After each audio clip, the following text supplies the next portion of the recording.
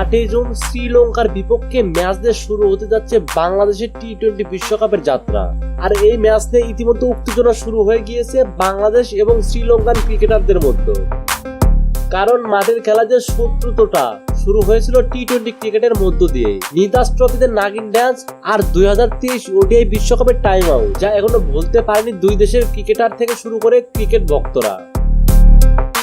আর এই উত্তেজনা শেষ না হতে আবারও বিশ্বমঞ্চে দেখা দুই দলের, তবে কি আবারও নতুন কোনো সেলিব্রেশন দেখতে যাচ্ছে ক্রিকেট বিশ্ব? এইবার বাংলাদেশ শ্রীলঙ্কার এই ম্যাচের আগে তেমনটাই ইঙ্গিত দিল ওয়েস্ট ইন্ডিজের কিংবদন্তি ক্রিকেটার ব্রায়ান লারা। লারা বলেছেন, বাংলাদেশ শ্রীলঙ্কার ম্যাচ শুরু হলেই দুই দলের ক্রিকেটারদের ভিতর কেমন যেন একটা আলাদা উত্তেজনা বিরাজ করে।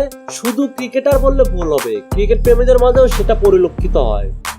তবে এই উত্তেজনাটা এক সময় ভারত পাকিস্তানের ম্যাচের সময় দেখা যেত, সময়ের পরিক্রমে সেটা হারিয়ে গিয়েছে। তবে আমি ব্যক্তিগতভাবে এখন খুবই আনন্দিত, কারণ খেলায় এরকমটা না থাকলে খেলাটা জমে না। কিন্তু আমাদের আরেকটা দিকেও খেয়াল রাখতে হবে, যাতে উত্তেজনাটা অন্য কোনো পর্যায়ে না যায়। এছাড়া লারা আরো বলেছে, টাইম আউটের কথা এখনো কিন্তু ভুলতে পারেনি লঙ্কানরা, তাই সাবধান, সব দিকে বুঝে শুনে খেলতে হবে বাংলাদেশকে, তা না হলে এই আসরে হয়ে যেতে পারে নতুন আরেকটি সেলিব্রেশন। মোহাম্মদ নুরে আলম, স্পোর্টস টাইম, ঢাকা।